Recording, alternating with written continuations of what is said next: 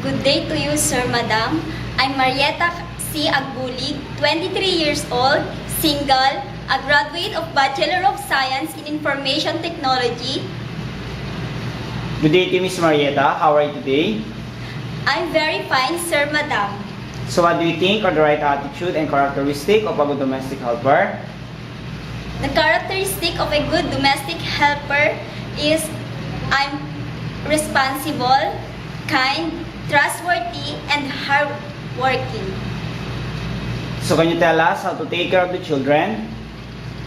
Sir, Madam, I will take care of your children by giving them the right foods at the time, giving them vitamins, taking them a bath every day, and love them as my own little brothers and sisters. What if you commit mistakes to your employer? What will you do? Sir, Madam, I'm very sorry. I will not do the same mistake again. So what is your last message to your future employer?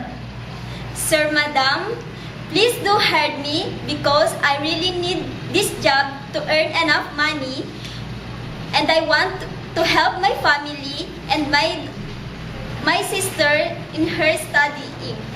I promise that I will finish my 2 years contract. Okay, thank you to Miss Marietta. Hope to see you soon in abroad.